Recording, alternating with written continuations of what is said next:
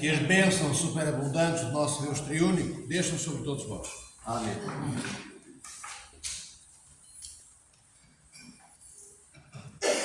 Havia um rico e havia Lázaro, um dos evangelhos passados. No domingo passado tivemos outro rico, aquele que tinha tanto trigo que destruía as próprias paredes dos seus celeiros para fazer outros celeiros maiores e que levassem maior quantidade de grãos de trigo. E temos este rico de hoje que se aproxima do Senhor nosso Deus, Cristo, e lhe pergunta, depois de dizer, bom mestre, o que é que eu posso fazer mais? O que é que me falta fazer? Ao fim e ao cabo, para ir para o reino dos céus, para ser melhor do que aquilo que ele era. E o Senhor nosso Deus e Salvador Jesus Cristo diz-lhe para ele cumprir todos aqueles mandamentos que a Igreja nos comunica, vindos da Santa Tradição. Não matar ninguém, honrar pai e mãe, amar o próximo, amar a Deus sobre todas as coisas, e por aí, fora, afora. E o rico diz que já faz isso tudo.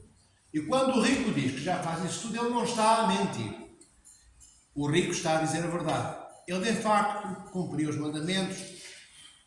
Ele era zeloso das coisas de Deus.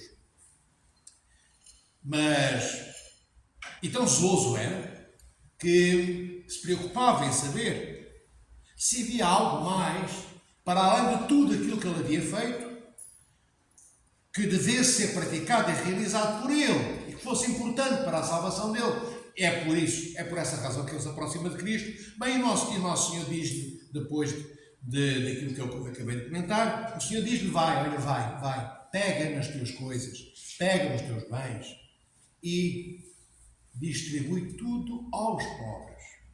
E é neste momento que todos os anos, nesta altura, nós repetimos a mesma coisa. Mas é a mesma coisa, é o mesmo Evangelho para pessoas diferentes. E mesmo que este mesmo Evangelho seja para as mesmas pessoas que estavam na igreja no ano passado, sendo que este ano podem ter sido as mesmas, ainda assim o nosso estado de espírito e de alma não é o mesmo. O ano que percorremos e que nos levou a este domingo, há um ano atrás, esse ano que antecedeu este mesmo domingo, há um ano atrás, não é o mesmo ano que passou desde janeiro até ao dia de hoje. Nós somos os mesmos, mas não fizemos as mesmas coisas. Não amámos da mesma forma, não fomos Cristos, outros como ele, da mesma maneira. Tivemos comportamentos distintos em cada um dos 2 últimos anos, para não falar de todas as décadas que já vivemos. Nós somos sempre diferentes, para pior, e Deus queira, para melhor também. Mas o rico de hoje estava preocupado, ele queria mesmo entrar no reino dos céus. E o Senhor diz-lhe que ele tem que fazer algo mais. E esse algo mais é extremamente difícil para o rico. Tão difícil é que ele não faz. E ele, o rico, sai entristecido, sai cabisbaixo, sai desiludido consigo próprio. E vai ter com a sua fortuna. Mesmo apesar de Cristo me ter dito que se ele desse o que ele tinha aos pobres, distribuindo tudo por todos, ele, o rico, ganharia o tesouro no reino dos céus. Mesmo assim o rico não quer. E não vos vou dizer o mesmo que já vos disse há um ano atrás sobre este mesmo tema. Quero apenas frisar o seguinte: vede, o que é que o rico faz? O que é que os ricos deste mundo fazem? Eles recebem. São daqueles que recebem mais dinheiro, mais património, mais recheadas as suas contas bancárias, mais casas, mais carros, mais árvores, mais herdades, mais tudo. E este rico de hoje, mesmo estando preocupado com a sua salvação, ainda assim ele foi lá junto a Cristo para receber. Não foi lá para dar nada. E o que é que ele foi lá para receber? Foi lá para receber a aprovação de Cristo. E o Senhor até aprovou tudo o que ele fez. Mas tudo o que ele fez, digo, não era tudo que devia ter sido feito. Ainda faltava fazer mais uma coisa. Ainda faltava distribuir o que ele tinha aos pobres. Tudo o resto que ele fez estava perfeito. Estava bem feito, bem realizado. Só que ele esperava que, possivelmente, Cristo lhe dissesse, como aliás o Senhor disse, tudo o que ele fez estava bem feito. Mas ele esperava que tudo isso fosse talvez o bastante. Logo, aquela pergunta diante de Cristo era para saber algo, sim, mas talvez mais do ponto de vista teórico, retórico, do que propriamente qualquer coisa mais que houvesse necessidade de ser feita por ele. Para a ausência de paz interior do rico, havia mais isto a fazer. Bem, amados irmãos e irmãs, não é por acaso que este Evangelho se encontra no princípio da Quaresma, que nos conduz ao nascimento de Cristo. Não é por acaso que o Evangelho de hoje é colocado no calendário litúrgico da nossa Santa Igreja Ortodoxa, Universal e nossa local também, no princípio da Quaresma. Está no princípio da Quaresma para nos lembrar, este Evangelho está no princípio da Quaresma, do Natal, para nos lembrar que temos que passar a ser daqueles que dão e não daqueles que recebem. Sermos daqueles que dão é sermos cada vez mais semelhantes ao nosso Deus triúnico. Vede o Pai, o Filho e o Espírito Santo. O que é que elas, pessoas da Santíssima Trindade, um só Deus, faz? O Senhor, que é a vida incriada, desincomoda-se, desinstala-se da vida incriada para criar a vida criada, que somos nós. Deus triúnico que está fora da existência, Deus não existe, Deus é, porque se ele existisse não era Deus, tinha um princípio e tinha um fim, começava e acabava, que é o que acontece com os seres que existem, como nós. Nós começamos, nascemos e depois morremos. Porquê? Porque estamos ao nível da existência. Deus não está. Deus está ao nível de ser. Ele não teve começo. Ele não teve princípio, nem terá fim. Então, este Deus não teve princípio, nem terá fim. Que está ao nível do ser, não está ao nível da existência. Que é vida incriada e que não é vida criada. Ele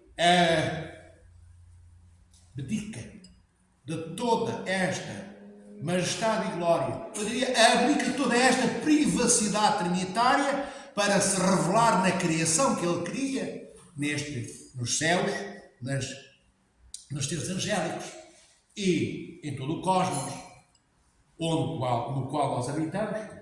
Ele instala-se e ele dá, mais uma vez. Ele dá o quê? Ele dá existência ao que não tinha existência. Ele cria o que não tinha vida.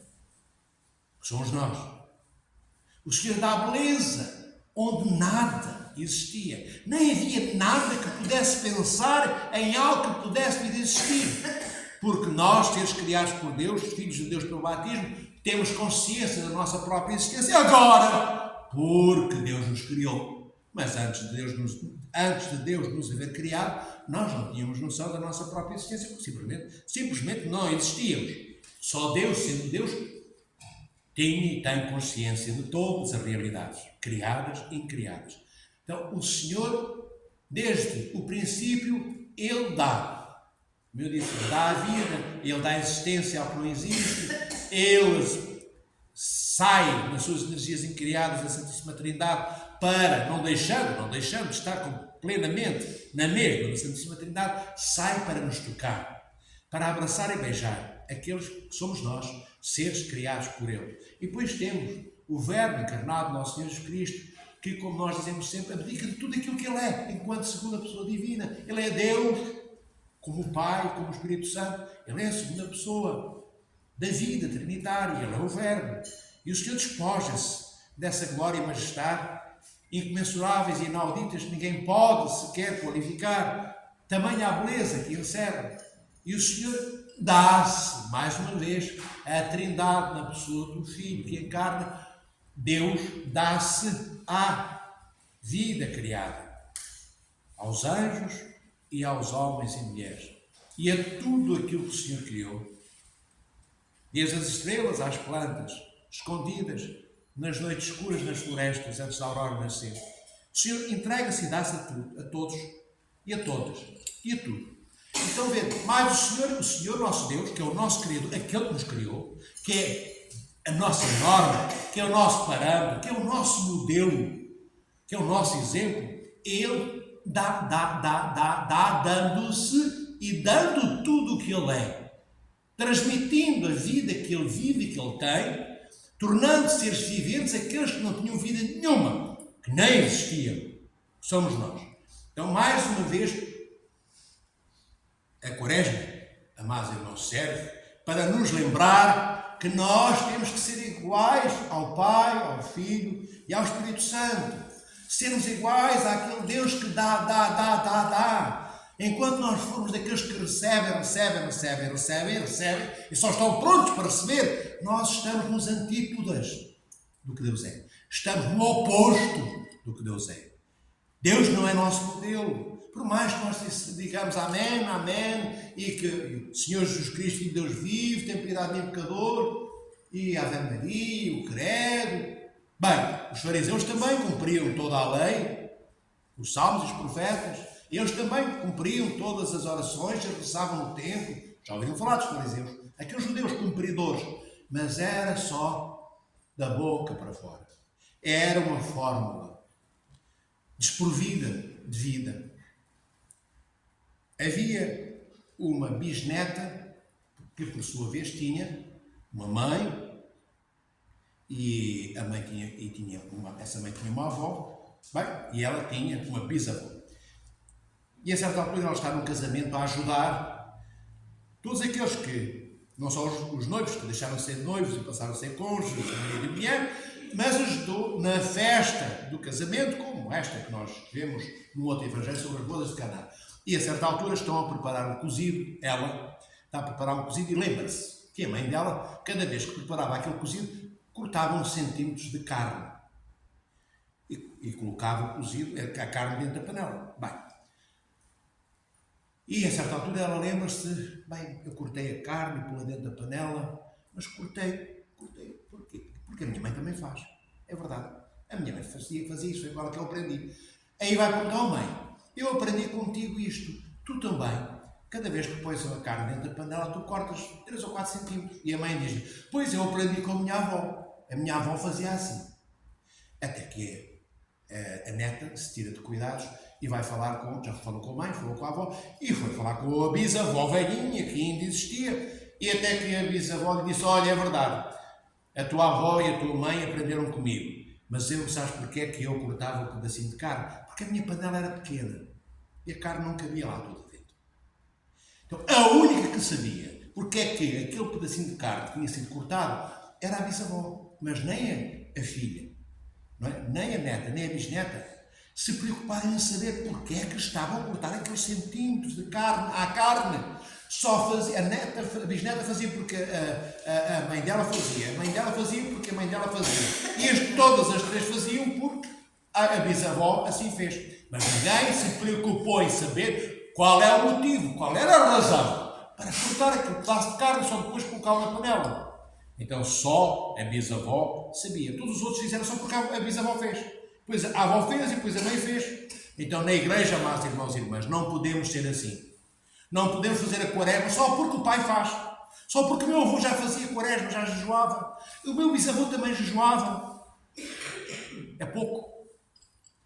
É pobre. Fazemos as coisas sem sabermos o sentido profundo que elas têm. Não podemos jejuar sem saber a razão profunda. O motivo que nos leva a jejuar. Porquê que eu jejuo? Porquê que eu como menos isto? Ou devo pensar menos aquilo? Não basta só dizermos, meus pais já faziam assim. Há séculos que a igreja vive assim. Não é mau fazer. Mas não é responsável viver desta forma. Nós temos que saber porque é que dizemos bom dia. Porque é que nos levantamos da cama? Porque é que nos deitamos? Porque é que erguemos a mão direita e baixamos a esquerda? Nós temos que saber porque é que olhamos para o céu e olhamos para a terra. Não podemos praticar atos e gestos sem saber o significado, o conteúdo deles mesmos. É assim que se criam fanatismos e abandonos também e infidelidades. Tantas vezes eu faço, sem saber porque é que faço, que um dia me pergunto, mas porque é que eu faço? Não há nenhum motivo para fazer. Já não há nenhum motivo para fazer, porque eu não conheço a razão pela qual pratico determinadas atitudes e gestos. Então, a Quaresma deve ser vivida, amados irmãos e irmãs, não como esta bisneta, neta e, enfim, estas três meninas que saíram do ventre daquela bisavó, fazendo por fazer. Nós temos que saber porque é que jejuamos. E nós jejuamos, em primeiro lugar, amados irmãos e irmãs, para que este corpo que nos transporta se torne mais leve. Mais leve porque passa a ter menos quilos. Começamos pelas coisas menos importantes da Quaresma. A coisa menos importante é a comida que nós deixamos de comer. Nós pensamos que o mais importante que nós podemos fazer na Quaresma é não comer, ou comer menos.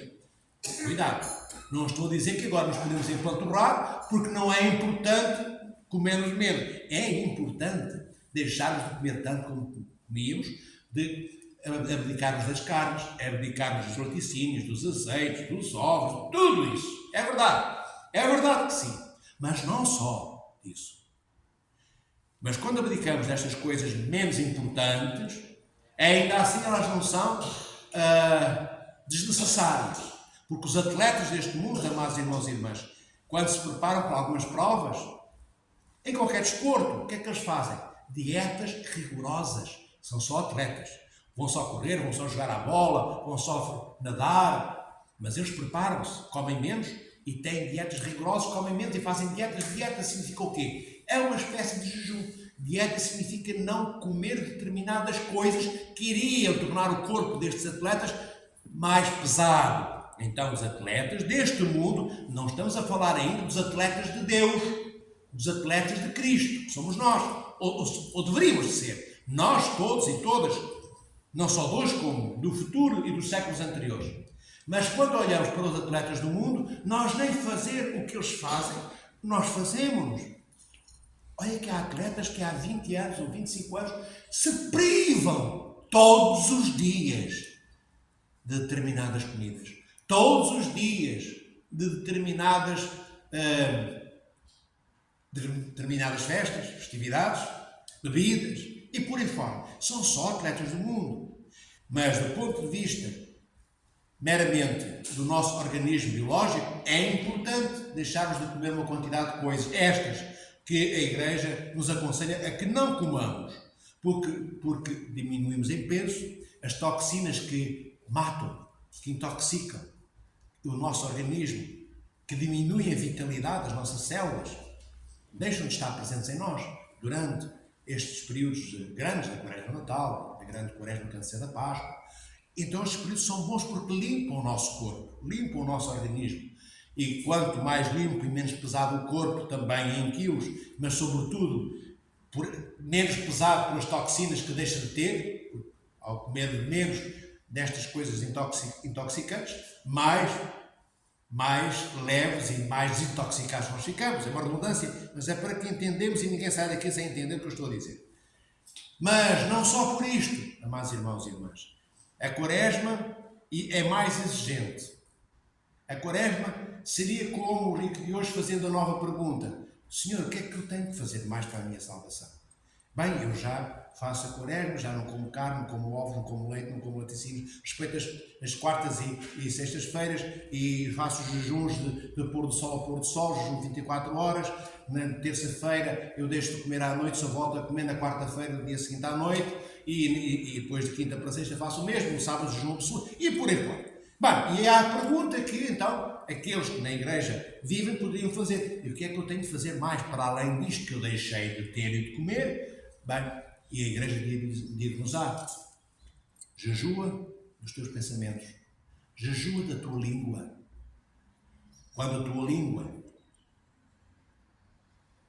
estiver pronta para falar mal dos teus irmãos e irmãs, mantém-na dentro da tua boca fechada, põe uma trela na tua língua. Isso é fazer jejum.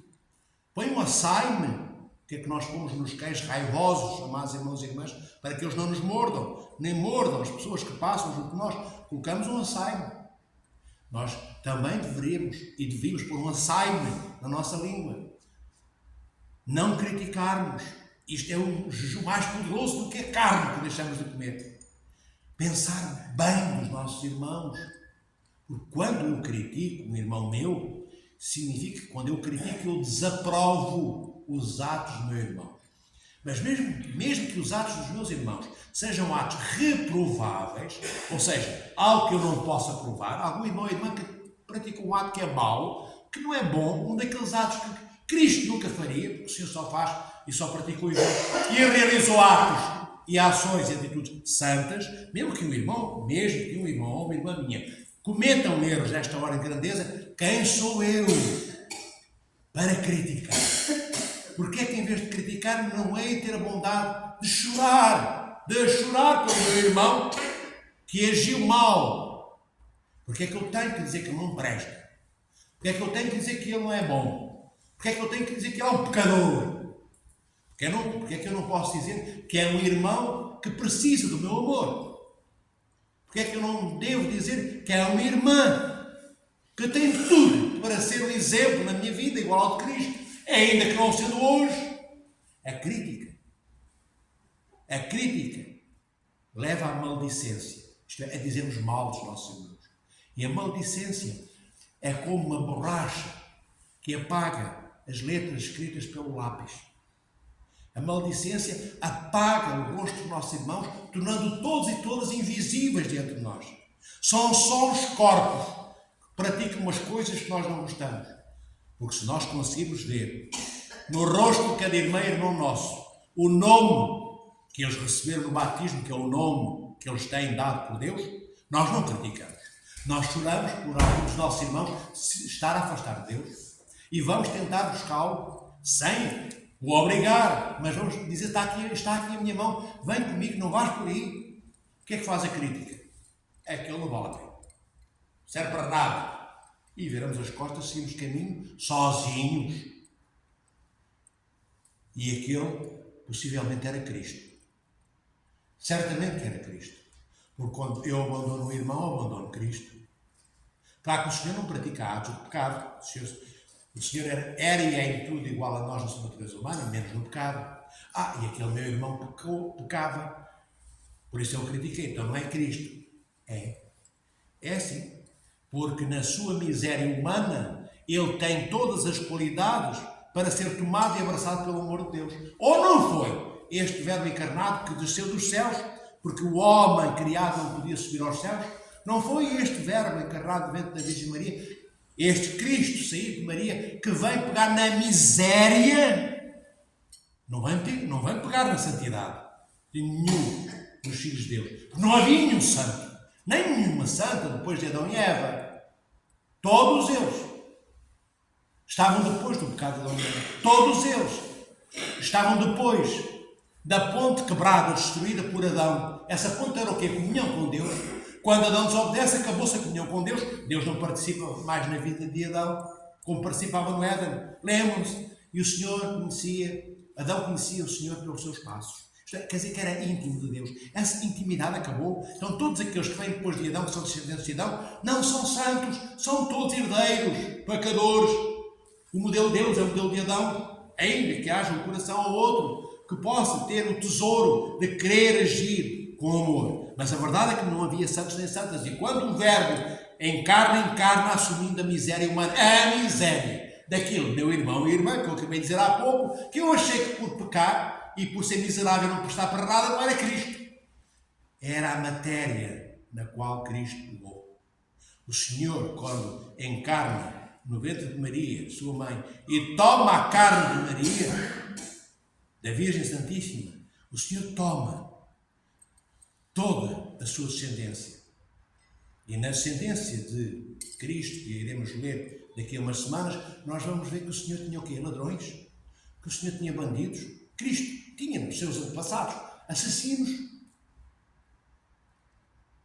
Lede o Antigo Testamento.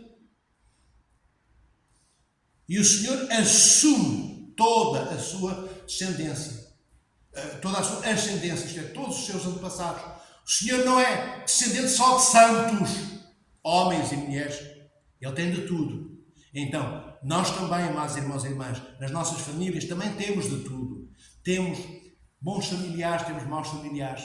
Fora da família sanguínea, temos bons colegas de trabalho, maus e maus colegas. Temos bons exemplos na sociedade, poucos, muito poucos, infelizmente, mas há ainda alguns.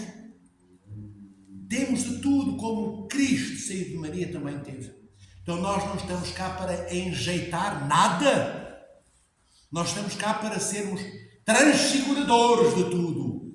Para sermos espaço vazio preenchido pelas energias incriadas de Deus, para que onde a nossa mão toque, não é a nossa mão que transforma e que transfigura, mas é a graça de Deus que me habita, porque me tornei espaço vazio de mim próprio, para que Deus possa ser tudo em mim. E Deus, agindo através de mim, transfigura, transforma, muda o rosto e o coração dos meus irmãos e irmãs. E quanto mais rostos e corações dos meus irmãos e irmãs, Deus, através de mim, ser humano disponível, puder transfigurar Ele, o transfigurador de todos, passando-os da morte para a vida, então eu cada vez mais tenho uma sociedade melhorada.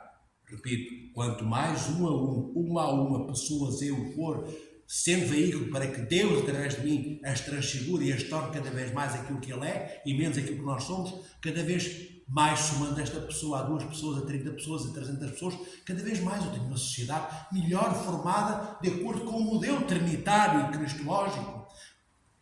E se nós formos críticos? E se nós formos críticos, o que é que acontece? Eu não transfiguro ninguém. Eu catalogo e eu rotulo. Ponho rótulos como se põe nas garrafas. E em tudo o resto, os taparoeiros, as coisas que compramos que estão nas prateleiras dos intermarchés, shopping centers e mudanças, essas tretas todas. Quando eu critico, eu ponho rótulos. E normalmente, erro quase sempre no rótulo que ponho. Digo que o meu irmão é isto e aquilo, mas eu sei lá se ele é. Só porque eu vi determinada atitude, mas eu sei lá se aquela atitude é a expressão e manifestação de tudo o que o meu irmão é e vive. Eu não sei, eu não sou Deus, eu não vivo dentro do coração e da alma dos meus irmãos. Mas há uma coisa que eu posso fazer. É, em vez de criticar, orar. Orar significa dar. Não significa receber. Significa dar o meu tempo pelos outros. Significa dar do meu tempo para que o nome de Deus seja por mim apresentado diante de Deus. Na crítica, eu sou modelo de mim próprio. Quanto mais irmãos e irmãs eu criticar, mais eu sozinho fico. Quando eu critico, eu não gosto das pessoas que eu critico.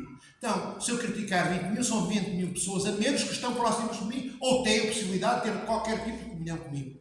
Então, a quaresma é também esta exigência maior que a primeira. O primeiro degrau são as coisas que não devem entrar no estômago. O segundo degrau, o patamar, devem ser estas: domarmos os nossos pensamentos, reordenarmos, isto é, darmos uma nova ordem, uma nova prioridade aos nossos sentimentos.